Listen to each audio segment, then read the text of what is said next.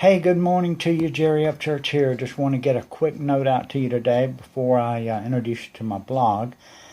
I'm reading again Louise Hay's book on You Can Heal Your Life, and each chapter is just stimulating, I guess I would say. But at the end of each chapter, she sort of summarizes the chapter, the key points of the chapter, with a poem that she's written. And I want to read the poem on this one about, the things about our being resistance to change. She says, in the infinity of life where I am, all is perfect, whole, and complete. I see any resistance pattern within me only as something else to release. I am the power in my world. I approve of myself and the way I'm changing. Each day gets easier. I rejoice that I am in the rhythm and flow of my ever-changing life. Today is a wonderful day. I choose to make it so. All is well with my world. And of course, I've made a couple of little changes, and I left a few things out that are sort of have a negative overtone in that, they have no power over me. And everything I've read has stated that our minds do not act on a negative of an idea. So when she says they have no power over me, our mind receives the fact that these negative influences in our life actually have power. Even though I'm saying they have no power over me, the no is not received by my mind, and therefore it's stating that they have power over me, and that reinforces the negative aspect of your negative emotion or act or habit. But what I'm trying to get across to us is every day we have habits that we want to try to break, and I don't like that term breaking a habit either, because my preference is to replace that negative habit with something good. So in her book here today, I'm describing like 3 points that she has described that help us to replace the negative habits with a positive habit. And the first thing we do is stand in a mirror. We stand in front of that mirror and look ourselves in the eye. But the mirror has this ability to reflect us as we really are.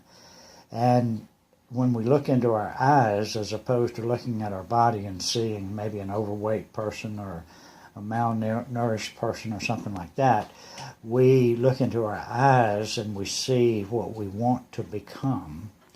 So standing in front of the mirror and repeating affirmations, that's number 2. Affirmations about yourself that are things that you want to see happening in your life by replacing that negative habit with say you're overeating, you're eating too much sugar, you have too many saturated fats, maybe we sit on the sofa too long every day, we don't get enough movement and that sort of thing. We're going to replace those things with I eat well, I eat good, I nourish my body with good things. And we look ourselves in the eye as we're saying those kind of things. And gradually over time, faith comes by hearing, and because we're hearing those things, that becomes ingrained into our mind, and we eventually gradually replace those negative habits with better habits.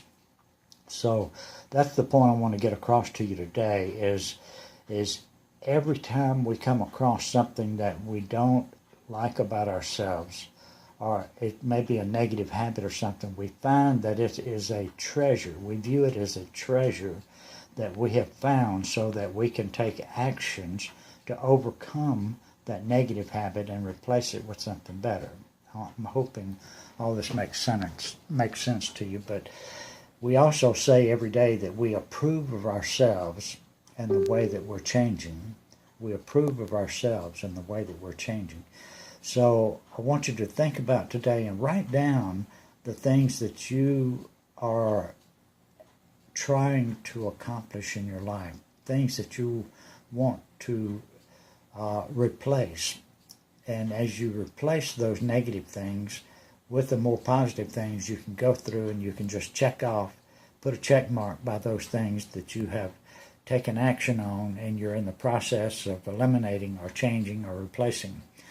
But I've got a lot of great comments and a lot of great words of wisdom to you from the from my blog below. So just click on the link below and read my blog. Give me some feedback and comments on it so that we can tell if we're addressing some right issues or if you have any positive effect from what we're saying here. So anyway, that all being said, click on the link below, read the blog, and give me some feedback. Hey, chat with you later.